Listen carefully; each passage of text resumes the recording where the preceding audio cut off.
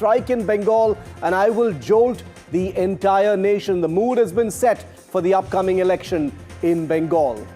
But the Game of Thrones in Karnataka is only heating up. A defiant Siddaramaiah is seeking clarity on whether there's going to be a rotation of chief ministers. As is being rumored, DK Shivakumar continues to flex muscle. I've got a big debate coming up as my lead story tonight.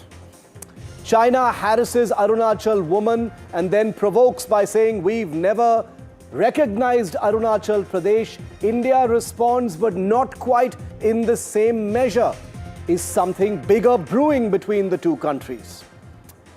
Bollywood star Selena Jaitley sues her foreign husband for domestic violence. NDTV breaks the story, reports all of the details. It's now in court. And after many viral reels and a huge amount of public attention, the wedding is off. Smriti Mandana erases her posts, her friends follow suit, and her wedding is now postponed, they tell us. But what is the reality? But on my show tonight, like I said, I'm starting with Karnataka. It's my state, it's the state I come from, but the political temperatures are there rising rapidly. After the Bihar debacle of the Congress party, the question now is Rahul's next crisis loading and loading fast in Karnataka? The Chief Minister Karnataka, the Game of Thrones, whatever you want to call it, I'm debating that as story number one tonight on India Matters. Story number two, Prime Minister Modi in Ayodhya with the Dhwaj Arohan ceremony expanded his attack on what he calls the Macaulay Keola, the English Babu with Desi disdain. What is that all about? What is that war all about? In fact, I've got a high-octane debate, face-off between Hindol Sengupta and Dr. Ruchika Sharma, two young historians facing off on the whole war on Macaulay. But let's start tonight with our lead story. After the Bihar disaster, the next crisis for the Congress party is already loading.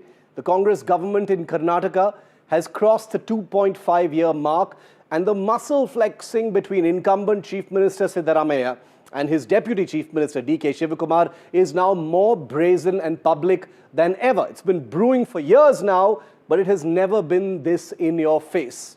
Because sensing a weakened leadership in Delhi on the back of a series of disasters that is far more vulnerable now to pressure and being leaned on, the Siddaramaiah and DK Shivakumar camps have pulled out every stop of protocol and privacy. Their fights are fully in public view. The Congress, rocked by one disaster after another, Bihar being the latest, and still clinging to its tenuous vote chori excuse by Rahul Gandhi, has learned nothing from earlier leadership wars. Rajasthan had Gehlot and Pilot fight. Chhattisgarh had the Baghel and T.S. Singh Deo rivalry. Madhya Pradesh had the Scindia and Kamalnath clash. Punjab had the Amarinder Singh and Sidhu meltdown. Every one of these battles damaged the party and lost them a looming election. The next Karnataka election is not near, to be sure. So there's no immediate risk of political damage in Karnataka. But in a state where loyalties shift overnight, an ill-tempered and destabilizing tug-of-war literally means that the Congress's rivals, in this case the BJP, are waiting for even more cracks to actually emerge. They're fishing in troubled waters. The question now is simple. Who wins the tug-of-war in Karnataka, and how much harm will it cause the Congress in the biggest state it currently rules? Let them say to the High Command, ultimately, to put a full stop to this confusion, the High Command has to take a decision.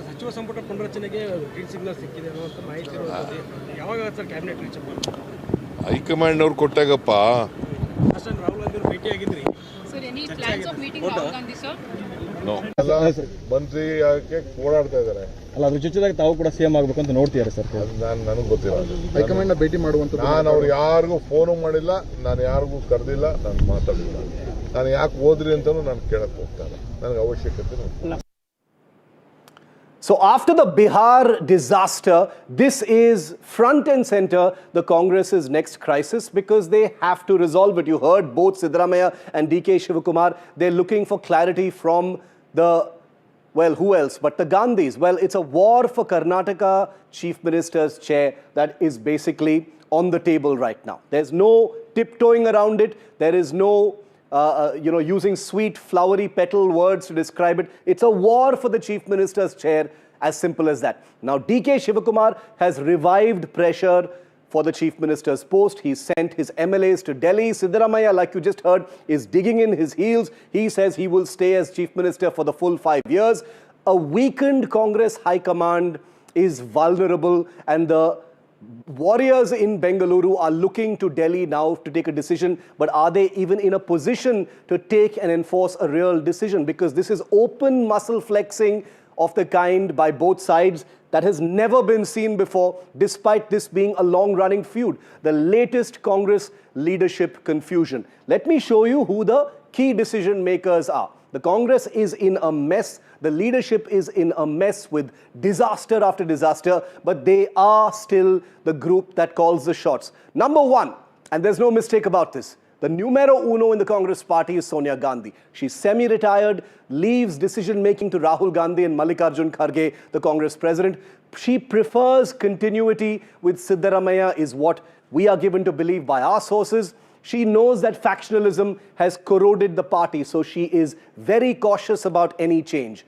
Number two, Rahul Gandhi, Sonia Gandhi's son, frustrated with Chief Minister Siddaramaiah and DK bickering. He's attracted to the idea of a younger chief minister like DKS, but he is keenly aware of Siddaramaiah's wider voter base. And the caste equations mean that Rahul Gandhi also may be leaning towards Siddaramaiah. Mallikarjun Kharge is the Congress president. He is wary of damage that Siddaramaiah can cause. He is deeply invested, but he adopts a neutral stance on the chief minister question. Remember, there are also whispers of his own ambitions possibly to be Chief Minister of Karnataka. These have been swirling for many years now. Could that be one of the X factors in the decision-making process? And finally, Priyanka Gandhi. She's an MP from pole-bound Kerala. Her view definitely matters. Subtly prefers DK Shivakumar for his organizational prowess, according to sources. Wants change only if no detrimental fallout, but does not play a direct role in this. Now, the interesting thing is you would think that Mallikarjun Kharge, who is the Congress president, the buck would stop with him. But you would be wrong, because of course he says, let the higher-ups decide. Take a look. ಇದರ ಬಗ್ಗೆ ಏನು ಈಗ ನಡೆದಂಥ ವಿದ್ಯಮಾನ ಬಗ್ಗೆ ಹೇಳ್ತಕ್ಕಂಥದ್ದು ಇಲ್ಲ. ಅದಕ್ಕಾಗಿ ತಾವು ಪದೇ ಪದೇ ಇಲ್ಲಿ ನಿಂತು ನಿಮ್ಮ ಸಮಯನೂ ಹಾಳ ಮತ್ತು ನನಗೂ ಬೇಜಾರಾಗ್ತಾ ಇದೆ. ಬಿಸಿಲಲ್ಲಿ ಚಳಿಯಲ್ಲಿ ನಿಂತು ಅದಕ್ಕೆ ದಯವಿಟ್ಟು ಏನಿರೋದು ಹೈಕಮಾಂಡ್ ಮಾಡ್ತದೆ. ಅದಕ್ಕಾಗಿ ತಾವು ಇದರ ಬಗ್ಗೆ ಹೆಚ್ಚಿನ ತಲೆಸ್ ಕೆಡಿಸ್ಕೊಳ್ತಕ್ಕಂಥದ್ದು ಸರಿ. Thank you. Well, nobody reports this story like NDTV. I want to get our view from our reporters in Delhi as well as Bengaluru. Deepak, very quickly to you first. What is the reality with so many things being said? MLAs landing here in Delhi. There is obviously some muscle flexing going on, even though the leaders are downplay it. What is your reading of it? Very quickly, Deepak. Well, Shiv, for sure, it looks like we're reaching a crescendo of the Game of Thrones in Karnataka, and in the next few days, there could be a decisive statement that come in. If not a decision that could immediately happen, at least a statement is expected, especially from the High Command. Now, exactly if the Congress has to decide who the High Command here is it Mr. Rahul Gandhi, is it Sonia Gandhi, is it the AICC President? So that's, of course, left to them. But today, one of the most definitive statements that came in from the Karnataka Chief Minister, and we should really read very strongly into this, because this is a sentiment of the people of the state. He says, to put an end to this confusion, the High Command has to take a decision. This is probably for the first time that the Chief Minister has even acknowledged that there is indeed a big confusion, and it is the High Command alone that can put an end to it. How will they put an end to it? Will they say, well, Mr. Shivkumar, there is no opportunity for you, or will they say, Mr. Siddaramaiah, you have to make way for younger blood? Is this the order of the day? Well, it's anybody's guess. Today's meeting that Mr. DK Shivakumar had, if you take a look at those visuals, Mr. Kharge was all ready. His gunman was sitting right at the back. You had Mr. Bandari of the KPCC sitting right next to him. They had no clue that Mr. DK Shivakumar is going to walk into that car, ask the gunman to get down, and then have that entire long chat all the way to the airport. So the message that was sent to Mr. Kharge, and how will it be relayed in Delhi, and then tomorrow when Mr. Kharge is coming back to Bengaluru, what is that the news that he's going to bear with him? That is probably going to define what's going to play out in the state of Karnataka for the next few days.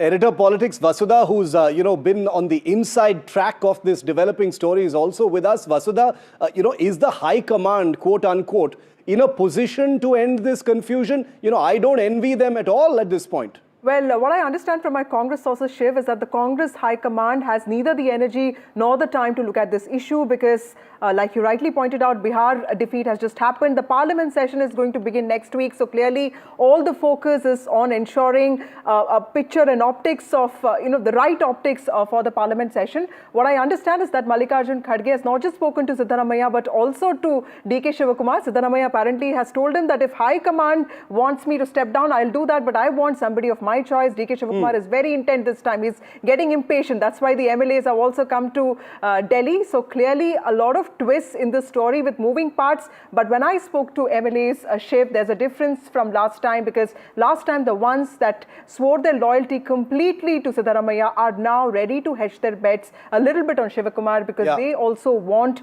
they're not very sure if 2028 is going to be fought under Siddaramaiah. So clearly a lot of speculation there and a lot of uncertainty amongst the MLAs themselves. And the interesting point is that DK and Siddaramaiah, it didn't really bother them that the Bihar elections were happening. It's not going to bother them that a parliament session is coming. The muscle flexing is happening on a daily basis. It's like a soap opera that's playing out in real time that we're tracking. Deepak and Vasudha, keep tracking that. Thanks very much for that update. Let's go straight to our discussion and debate tonight on India Matters. Shehzad Poonawala of the BJP, TR Prasad Gowda of the Congress Party, Rashid Kidwai, senior journalist, columnist and author, and very, very adroit Congress observer. Welcome to you all. Shehzad, you've spent a lot of time in Karnataka. Let me kick it off with you. Siddaramaiah opening a big can of worms, usually quite circumspect, usually digs in his heels. Today, he said something that is very, very unusual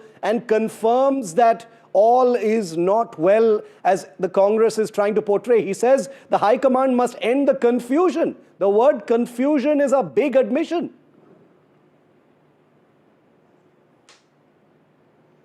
Shiv, you have forgotten that I have spent more time in Congress than I have spent in Karnataka, and therefore I am neither surprised nor at all I am feeling that this is anything out of the blue. In Karnataka for the last 2.5 years, Shiv, this has been going on, and INC has transformed itself to mean not Indian National Congress but I need chair. And right from day one, you have had Siddaramaiah versus Shivakumar manifesting itself in different forms. This is just a climax or the zenith it has reached. In fact, Zamir Ahmed has also given a statement that Mr. Siddaramaiah will continue. You have had Jarkioli make that statement. Then the DK Shivakumar camp is constantly making a statement that now Mr. Siddaramaiah's time is up. In all of this, just let me bring one fact to your viewers' attention, that from September onwards to now November, farmers of different areas of Karnataka are struggling for any kind of relief from the state government. Once there was excessive rain during the monsoon, so that time there was a huge amount of losses in Bihar and in Haveri. After that, we have seen the kind of oversupply of maize because of which the prices have crashed, and in that also nothing has been done. Sugarcane farmers were on the streets, and people of Bengaluru pay highest taxes. Nobody is talking about potholes. Nobody is talking about the crumbling infrastructure. Nobody is talking about law and order. Nobody is talking about the ISIS recruiter in the jail having the mobile phone. Nobody is talking about the people's issues in Bengaluru. Even Shubhanshu Shukla has to say that space is easier than the roads of Bengaluru to navigate. Yeah. What are we discussing? Mr. Shivakumar versus Mr. Siddaramaiah. And therefore, people of Karnataka are very sure that they want neither of these two to continue. And just last 10 seconds, because Rashid Kidwai ji is here. Rashid ji, this is deja vu for us. कितना डेजा वू हो रहा है. ये पंजाब में भी यही हुआ, हरियाणा में भी यही हुआ, राजस्थान में भी यही हुआ, छत्तीसगढ़ में भी यही हुआ, अभी हिमाचल में भी यही हो रहा है, कर्नाटका में भी यही हो रहा है. It is Congress versus Congress. Rashid ji knows the several instances of this kind of thing happening in Congress. No, the point that you're making about governance suffering as a result of this quote-unquote confusion, is something that is being said about this government, even though they defend it. But I want to talk about this confusion, Rashid.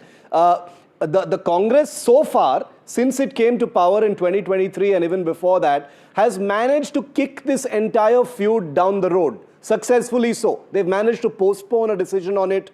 They've managed to patch things up between these two leaders. The famous picture of Rahul Gandhi with the two leaders holding their hands up, etc.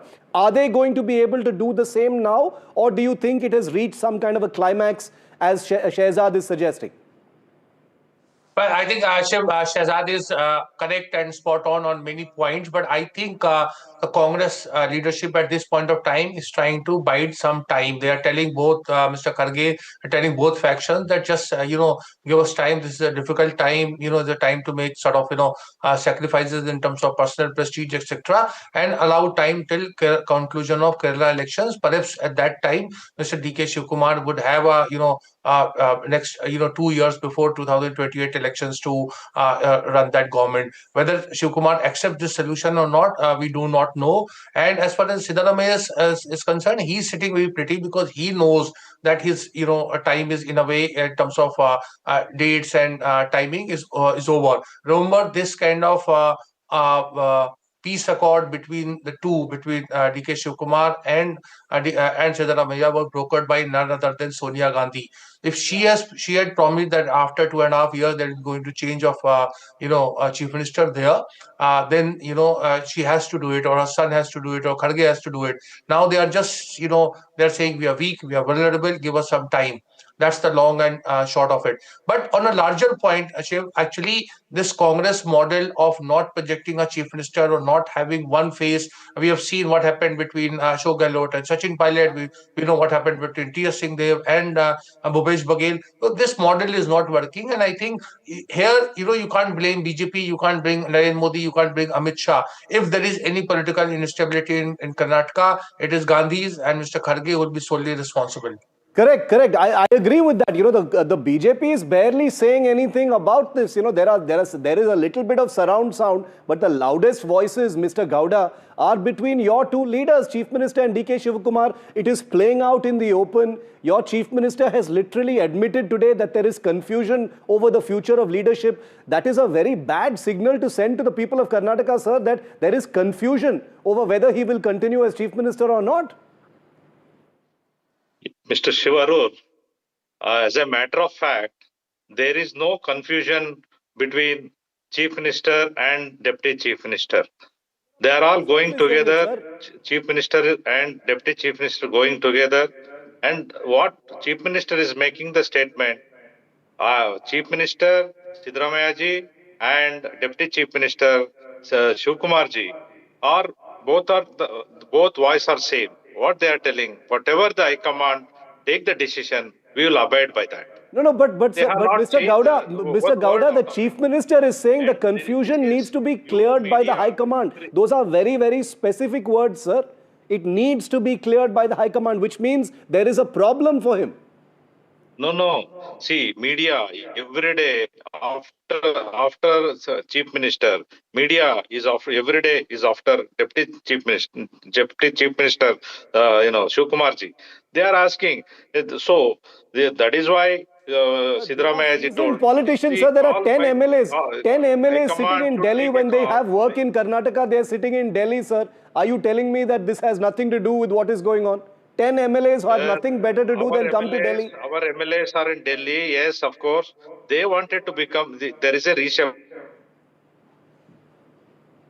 Shehzad, do you buy that? This is all normal. This is about ministerial rebirths and lobbying for births in the reshuffle.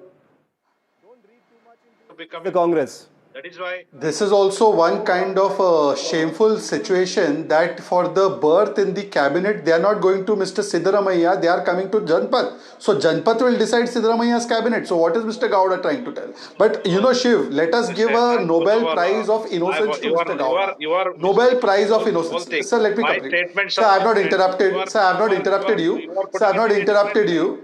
Sir, I have not interrupted you. Shiv, can we do this one at a time? I have not interrupted, Mr. Gowda. Mr. Gowda, let Gowda, us you'll get come your back to you. chance. We just lost your line for a second. Our MLAs are in Delhi to look to meet our. Mr. Gowda, I understand, but let me finish. Let me finish. Yeah, go ahead. You can speak. Shiv, let me give the Nobel Prize of Innocence to Mr. Gowda.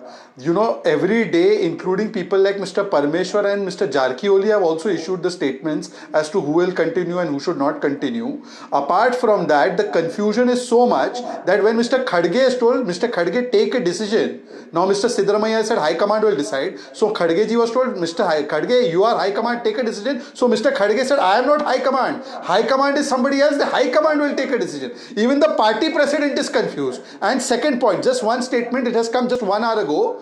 DK Shivkumar has said something bigger than what Siddaramaiah has said. Siddaramaiah said, High Command isko solve kare. DK Shivkumar has said, कि whatever is the thing, let the High Command tell it because they know the secret deal.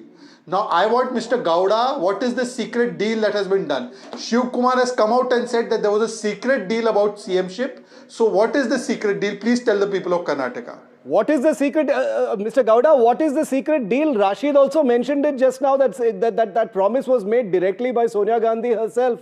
That means a promise made to DK Shivakumar is being reneged on now. Mr. Gowda, My dear secret friend, deal? Mr. Shivarur, I am telling you, there is no secret deals at all.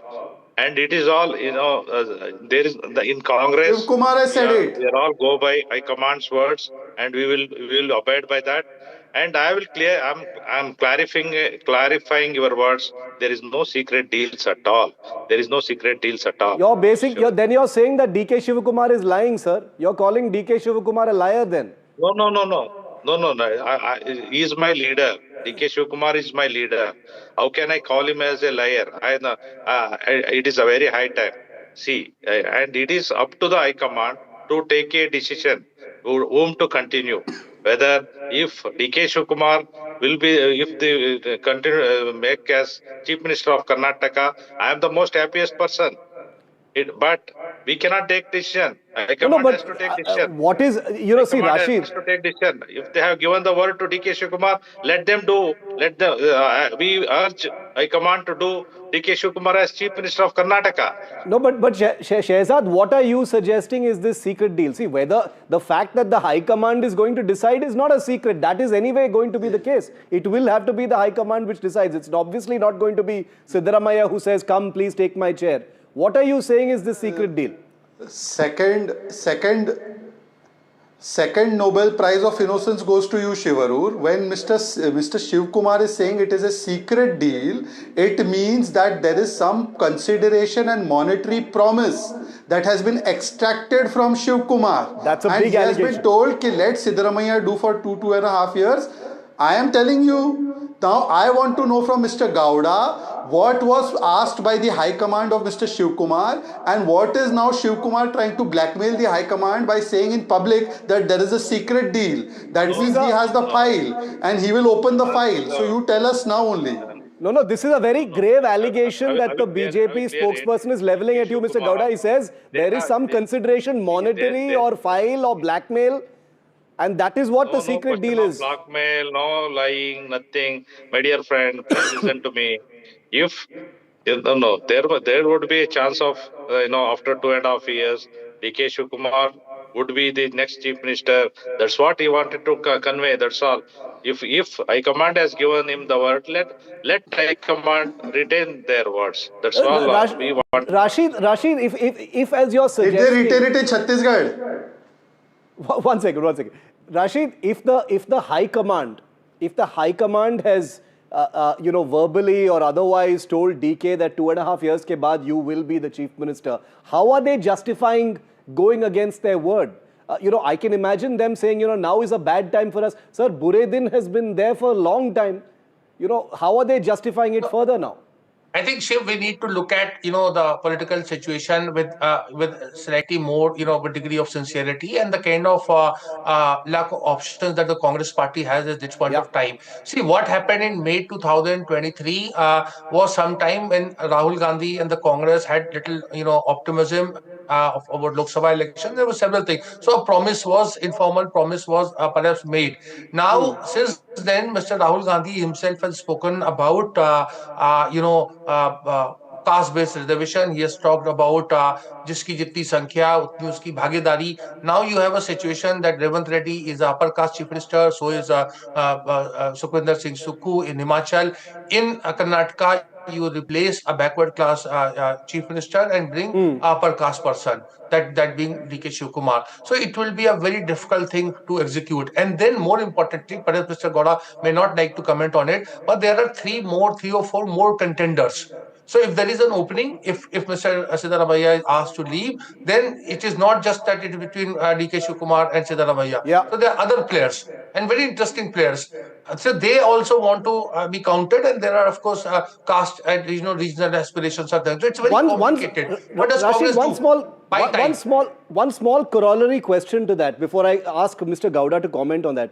If the High Command steps in and ends the confusion, I know it's a very difficult thing to do, but if they come in and end the confusion by saying Siddaramaiah continues, what would DK Shivakumar do? I don't see Mr. DK Shivkumar going out of Congress. That's not an option before him. I think he will, and it will not be the Congress will tell him bluntly. Whatever Shahzad also knows a bit about Congress because of his past association. I think the Congress is giving him a meethi goli, a homeopathy medicine.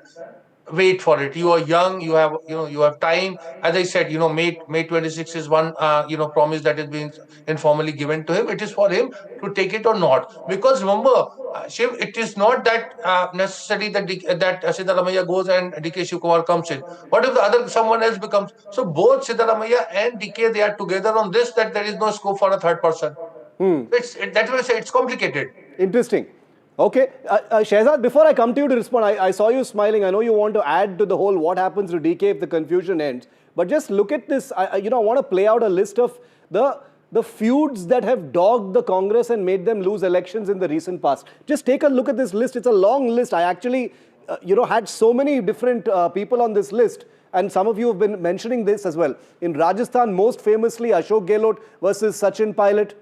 In Chhattisgarh, you have Bhupesh Singh Baghel versus T.S. Singh Deo. In Haryana, Bhupinder Hooda versus Kumari Selja. In Madhya Pradesh, you have Kamal Nath versus Digvijay Singh, Jyotiraditya Scindia as well. In Karnataka, now you have Siddaramaiah versus DK Shivakumar. Shahzad, what happens? What is your reading and your understanding from spending time in Karnataka over what happens if this confusion ends one way or the other?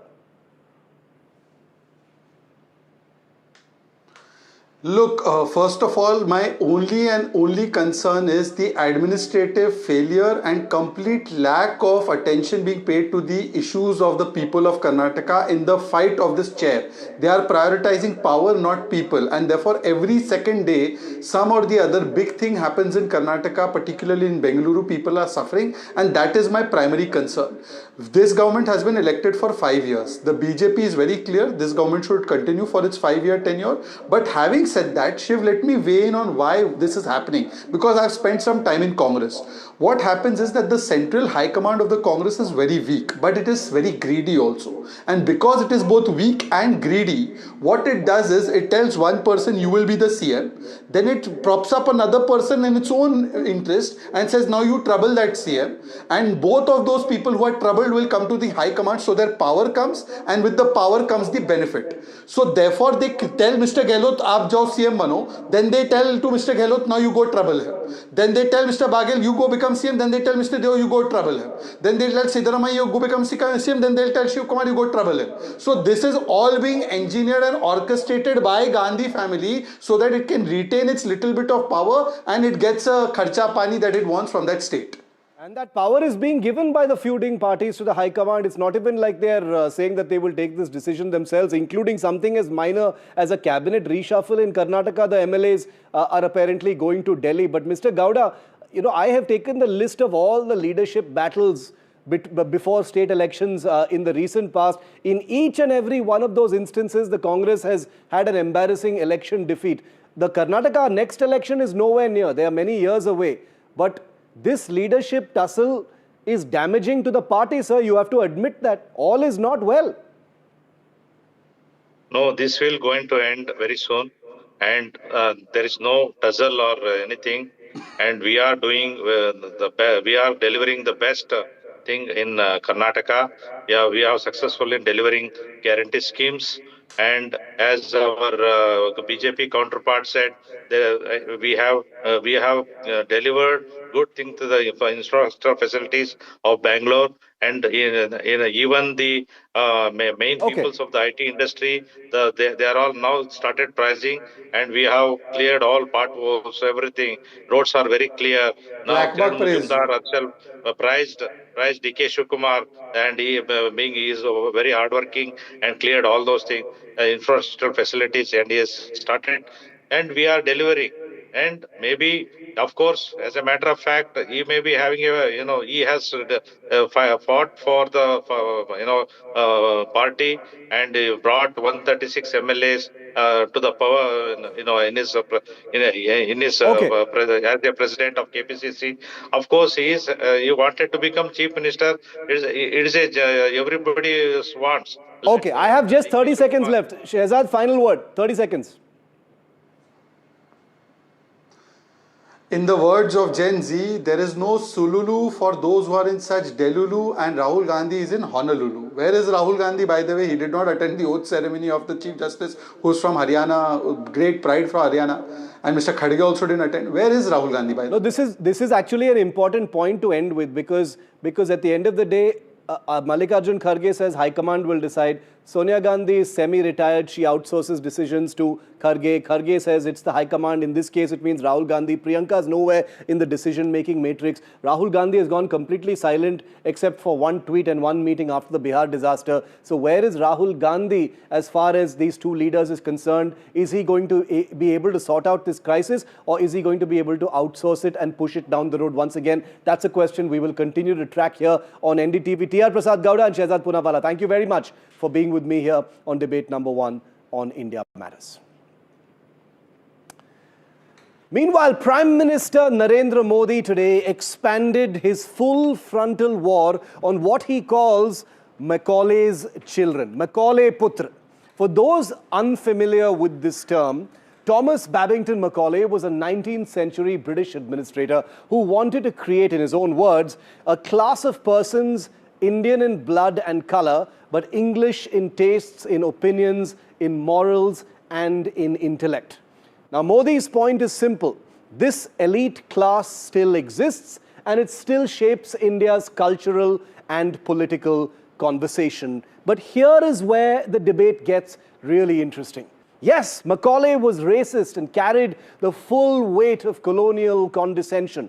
Yet, the English language system he introduced also became the very ladder of mobility for millions of Indians. It produced the civil servants, the scientists, the constitutional thinkers, even the Nobel laureates who shaped modern India. It created the gateways to global science, jurisprudence, and technology, and it helped India engage the world on equal terms. Now, critics say these were simply the unavoidable side effects of racist imperialism. So why thank Macaulay at all?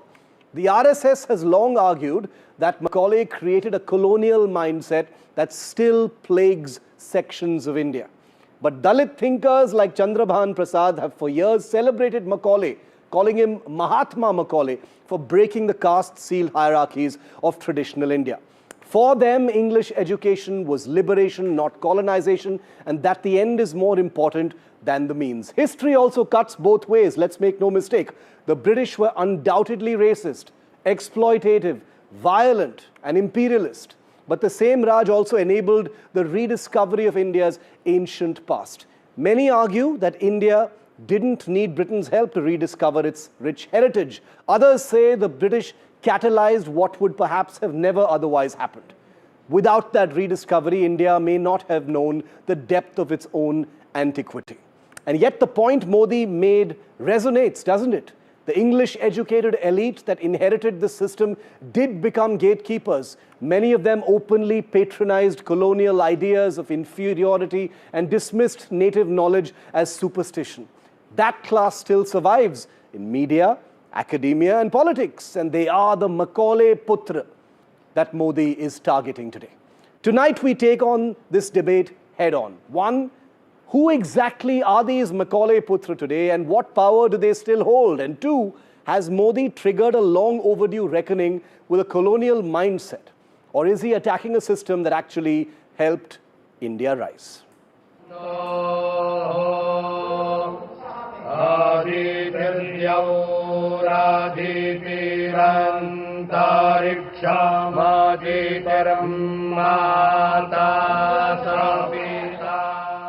आज से 190 साल पहले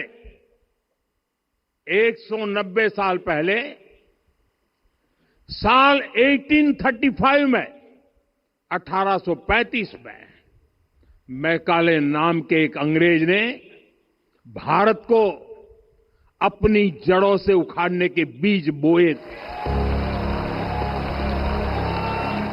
Modi on the warpath against Macaulay, the British officer who introduced the English education system in India in 1835.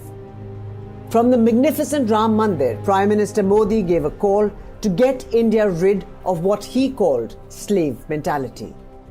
The PM reminded Indians of the damage inflicted on the national psyche and the education system 200 years ago by Thomas Macaulay, saying the nation will have to get rid of the colonial mindset in 10 years.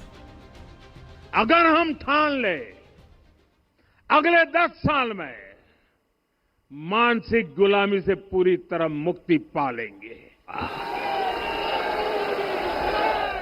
आने वाले 1000 वर्ष के लिए भारत की नींव तभी सशक्त होगी जब मैकाले की गुलामी के प्रोजेक्ट को हम अगले 10 साल में पूरी तरह ध्वस्त करके दिखा देंगे.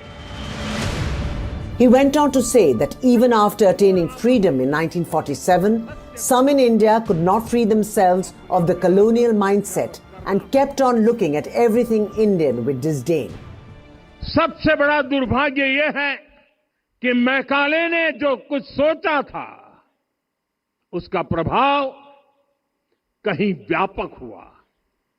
हमें आजादी मिली लेकिन हीन भावना से मुक्ति नहीं मिली.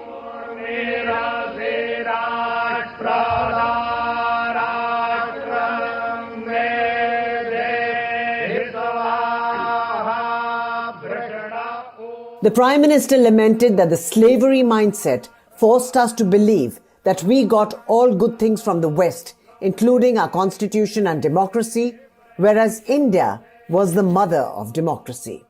कहा गया कि हमारा संविधान भी विदेश से प्रेरित है, जबकि सच ये है कि भारत लोकतंत्र की जननी है, मदर ऑफ डेमोक्रेसी है.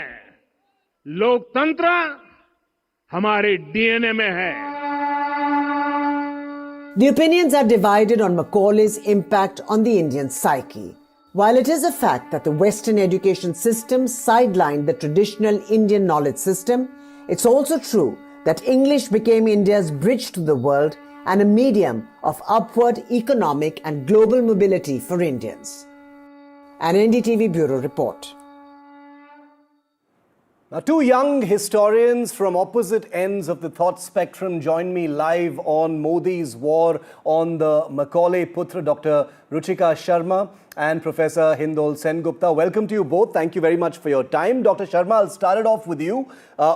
You've heard the Prime Minister's words. He expanded what he said about Macaulay ke aulad, intensifying what he says is a necessary fight against the Macaulay mindset. In your view, a legitimate fight, a legitimate reckoning that the Prime Minister has taken on? One thing I couldn't help but notice is that the Prime Minister kept on repeating how Macaulay actually pushed us into a slave mindset. I am going to read a few lines of a fantastic poem by Savitribai Phule She needs no introduction. She was the stalwart of Dalit education, stalwart of women's education. And it's a fantastic poem. It's called Mother English. It's written, of course, in Marathi. It's called Ingreji Mauli in Marathi. Mother English and the English language resolve to uplift Shudras. Mother English, not the Mughals, not the Peshwai, that foolhardy reign. Mother English grants real knowledge and with care offers Shudras a life. Mother English feeds mother's milk to Shudras and nurtures Shudras like a grandmother, Aji. Mother English breaks brutality, what she calls as Pashutva, and offers humanity, Manushyatva, to the Shudra people. If you read people like Savitribai Phule and Jyotiba Phule, you'll actually get an exact opposite picture.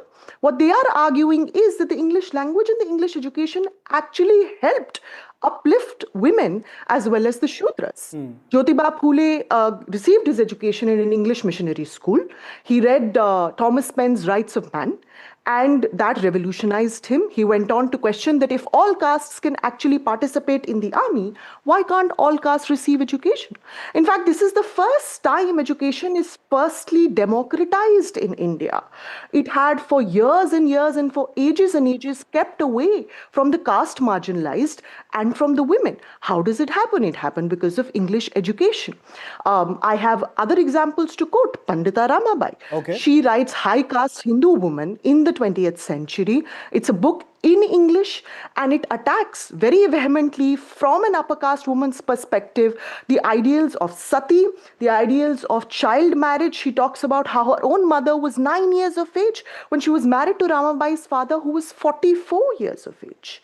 And what is common in all of these three, whether it's the Phules or Ramabai, is how when education was in the hands of the Brahmins, when education was in the hands of the Sanskrit-speaking people, it was actually contained in very few sectors and very few pockets. What democratizes education, of course, is the English language. So I would actually disagree with the Prime Minister here. I would think that quoting Savitribai Phule, Jyotiba Phule as well as Ramabai, that this is actually an education that for the first time frees people from the slave mindset. Okay, it frees people from the slave mindset, says Dr. Ruchika Sharma. Professor Sengupta, what's your take on the Prime Minister's war on Macaulay K. Aulad? Legitimate? I think we should take a perspective, a slightly broader perspective to this. If you look at world history, there is not a single power that has risen in the world on the basis of a borrowed language. Did Meiji Restoration need English? No. Did the Chinese need English? Do they need it today? No. You look at any great power that has risen in the world, they have not risen on the basis of borrowed language. In fact, even today, the great soft power of South Korea, the Hallyu, the so-called Hallyu wave, so to speak, does not depend on the English language. Of course, as I'm sure all of us know, UNESCO research and many others in 2020, UNESCO research and UNICEF research and many others, worked on this. And in fact, UNICEF even suggested that the fundamental primary education should be given to people in their mother tongue. It is their mother tongue that allows people to understand, grasp, and embrace knowledge the best. The problem is not English and the way that we have embraced English. The problem is that we have created a class hierarchy using English. Angus Madison, the economist, famously calculated global economic history and came to the conclusion that long before the British came to India, India had about, depending on which year you're looking at, about a quarter of the global GDP. It was one of the richest countries in the world. So if you look at example after example, even if people, some people may say that, Mughal rule in India was glorious. And even for those people who say that, please remember, if you argue that, it was glorious without the English language. I want to talk, I hear you. I want to talk about some specifics because we must take English yes. and make it our own. It has become toxic because we've created a class in our country with people who know English at the top and the rest in a sense, below them. Some people would argue that education, the English language, these were all side effects of what was essentially an imperialist impulse, and we can't be crediting Macaulay with that, and that can't be the bone of what we're talking about. But Dr. Sharma, coming to you, I want to try and get a little bit specific here. Who do you think the Prime Minister is talking about when he talks about Macaulay Putra or Macaulay ke Aulad? Who is he talking about? Well, I think that's a question best answered by the Prime Minister himself. But what I can certainly assure you is that this idea that somehow speaking in a foreign language means we are becoming slaves is a very outdated idea. I'm going to go back to history again, as all my examples are from history. There was a fantastic man called Dr. Ramachandra, Master Ramachandra. He was a fantastic mathematician, and he received an award for a fantastic paper that he wrote in English. The paper was on problems of solving maxima and minima. But what's fantastic in that paper was, and what really made it stand out, is that he deliberately used algebra as a system to show that through algebra as well, problems of maxima and minima can be solved without using calculus, which he thought was a Western import. And algebra was an Indian way of doing mathematics. And this is exactly why I think the language does not matter. What this person tried to do was basically to import an Indian education idea, an Indian education system, but he did it in a different language. The language in itself doesn't matter. What matters is, are your principles rooted in your country? Are they rooted in your nation? Are they rooted in your own history? And that is exactly what stalwarts like Ramachandra did. Another very fantastic example is the Bethune College. It was a fantastic experimentation in how, if you remove Christian missionaries from education, this was a secular college in the 1850s and secular school in the 1850s, it can become a successful experiment. You had Sarla Devi Chaudharani, this fantastic woman who patronized female education. She did her entire English education from this particular college. You had the Chittagong uprising stalwart Kalpana Datta, who also did her education from here. These are all people who gained English education and then realized that they are actually being enslaved by the English and went on to win the freedom struggle, to win the freedom of independence, to win the struggle of independence against the English. No, so I think it's a fantastic idea to use their language, use their ideas. I don't think there's a debate on the on the benefits and many of the things that you're listing on. But Professor Sengupta, again, I want to draw you into what the Prime Minister meant when he was talking about this. Was he talking about a certain kind of people? We know it's a mindset. We do know that there have, actions have been taken by the Prime Minister and this government as far as of a larger sort of anti-colonial drive or to rid India of its colonial trappings. Who is he talking about? I think there's a simple answer to that. And the simple answer to that is that after independence, there was a class of Indians that created, of course, during the British period too, who were essentially colloquially, of course, called brown sahibs and many other, less, polite terms. But they were people who were basically intermediaries between the quote unquote native population and the British colonial masters. By the way, since we were talking about Bengal, I want to point out that Tagore did not win the Nobel by writing in English. So, the moot point is that this class of people that continued throughout the British period and remained the primary interlocutors between power and those who are supplicants in a sense. This small group of elite people, who in fact many of them only had English as their main tool. Many of them were not very conversant with other Indian languages. They toxified this entire atmosphere so much so that, as I was saying, a new kind of class system got created in India, whereas those who could speak English, those who had English, those who could converse in English, write in English, they had access to a whole layer of goods and services and to the world, whereas the whole range of people below them who did not have access to English did not have access to these things. Now, again, I don't have a problem with the English language at all. What I have a problem with is this class system. This class system is fundamentally toxic. It keeps away. India did not invent, as it were, the zero because we had the English language. We have been kept away in many senses. Vast numbers of people in India have been kept away from access to privilege, access to power, access to institutions, access to a whole range of things, including our judicial system. Why is it primarily in English?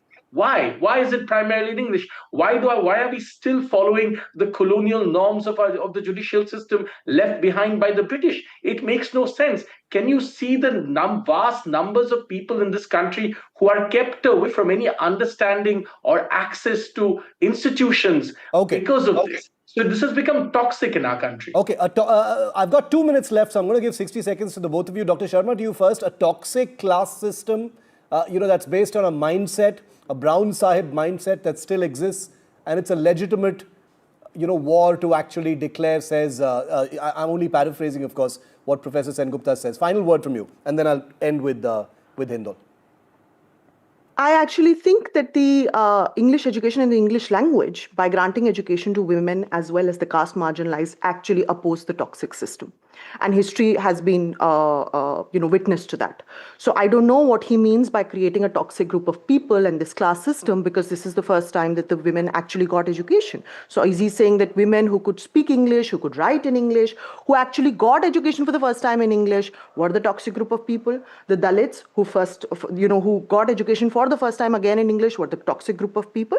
So I would really like to, for Professor Sengupta as well as the Prime Minister, to actually flesh out who these Macaulay Putras are. Because if we look at history, these are the first people, women as well as the caste marginalized, who got the English education, and English really helped them, uplifted them. As Jyotiba Phule said, it was a means to social reform. Right? Reforms like sati, like widow remarriage, etc. happened through the course of the English education. Last 60 seconds. Therefore, like to argue. So therefore, I would like to argue that I don't think it creates the toxic culture that we're talking about. It actually broke that toxic. Okay, I started with Dr. Sharma. I'll end with Professor Sengupta. Go ahead. Final word. It's a great example of why I say that a whole culture is kept away from people who only see everything through English. We're a country where women philosophers were being spoken about. Even in the Upanishadic era, we had figures like Gargi, which were being mentioned in those ancient texts. And we are claiming that supposedly education only came to women with English. This is so utterly false that it is, what can I say? It's laughable. This is just not true. I'm not suggesting there wouldn't have been problems in society. There could have been problems in society. But to suggest that education came to women in our country only because of English is patently false. I'm not saying we shouldn't use the English language, but I do think that even today, a vast number of our country people are kept away from institutions, especially civic institutions and legal institutions, because of the dominance of English. And I think this should break. We should really make the country more equitable so that people can access services in their mother tongue, in the language that they're most comfortable with, both knowledge and services. Okay, who are the Macaulay Putra? They walk among us. Well, we don't know who they are. We haven't been able to take a name today, but the Prime Minister, no less, has declared war. Professor Hindol Sengupta, Dr. Ruchika Sharma, this was fun. Thank you very much for being with me tonight on India Matters. Very quick break. On the other side, fans are in a frenzy of suspense over Smriti Mandhana's wedding being abruptly called off after a huge viral build-up. Rumors, all sorts of things being said, but what really happened? We'll tell you next.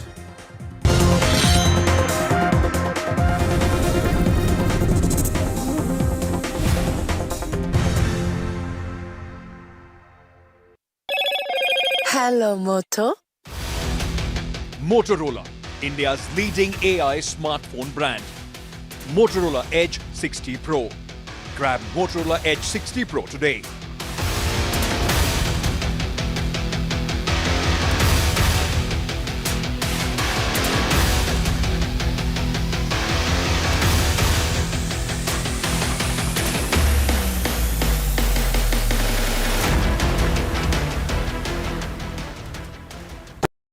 The best app to use is the NDTV app.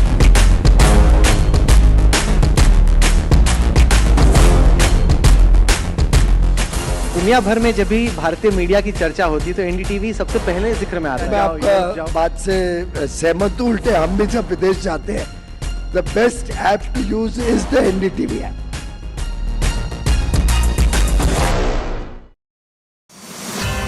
They have inspired us. They have redefined what's possible.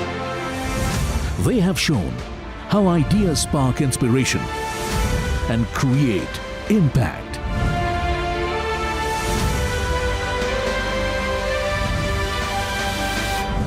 NDTV Indian of the Year 2025. Ideas, inspiration, impact. Coming soon. 21 days in Kashmir. People have bombarded me, friends, with requests for an unfiltered list of things I saw and observed on the ground. Very special ground report from the line of control. There were some children who've lost limbs in the shelling. They are now India's smallest but possibly the most powerful crime family. Cough syrup has killed at least 25 children. Gaikwad साहब ऐसे मत कीजिए. Suddenly people are wondering about the weaponization of India-Pakistan cricket. We live and breathe elections. You will not believe your eyes or ears when I show you what I'm about to. And for a country that has fought so many wars in the mountains and at high altitude, we're standing on the Indian Navy's newest warship, the line of control, Shiv Arur, NDTV.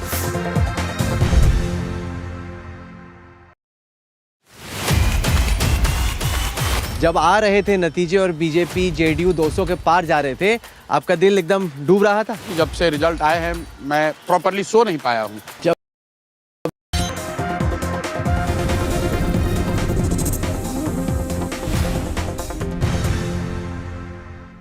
A major personal milestone for our World Cup winning cricket vice captain Smriti Mandhana has taken an unexpected turn. She has had to postpone her wedding after 2 back-to-back medical emergencies, they tell us, in the family. First her father, then her fiancé. But now, what is surprising is all her wedding posts have vanished from social media, triggering all sorts of rumors. Here's what we know so far. Smriti Mandhana was all set for an intimate wedding with music composer Palash Machal on November 23rd in Sangli. But few moments before the ceremony, everything changed. On Sunday morning, her father, Srinivas Mandhana, was rushed to Sarvahit Hospital in Sangli with symptoms of a heart attack. While he remains under medical observation, another scare followed. Fiancé Palash was also admitted to a local hospital after sudden health issues. He is said to have recovered and has left for Mumbai. Palash's family has also left for Mumbai. And now, in a move that has set social media buzzing, Smriti has deleted every trace of her engagement, including the viral proposal video and the dance reel featuring teammates Jemima Rodriguez, Shriyanka Patil, Radha Yadav and Arundhati Reddy. Those clips had confirmed her engagement just weeks ago, and fans noticed quickly when they disappeared. Some of Smriti's teammates have also taken down the engagement reel from their accounts, adding to the speculation around the abrupt pause in celebrations. For now, Smriti's focus is firmly on family. Both households are tight-lipped, and there is no update on when the wedding might be rescheduled. But with 2 medical emergencies in 2 days and complete silence on social media, it is clear that the festivities are now on hold, indefinitely for the moment. Rika Roy for NDTV. And we, of course, wish Smriti and her family nothing but happiness and joy going forward. That's it on India Matters. See you at the same time tomorrow. The Buck Stops Here with Padmaja Joshi is next.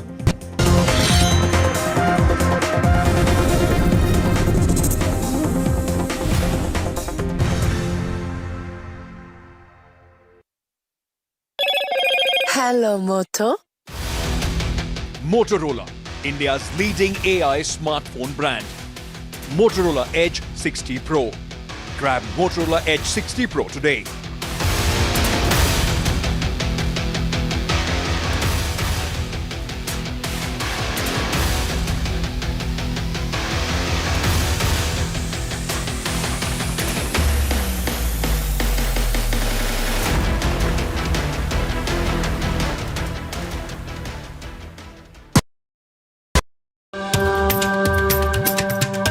Namaste, India. As you all know, I've been traveling around the world.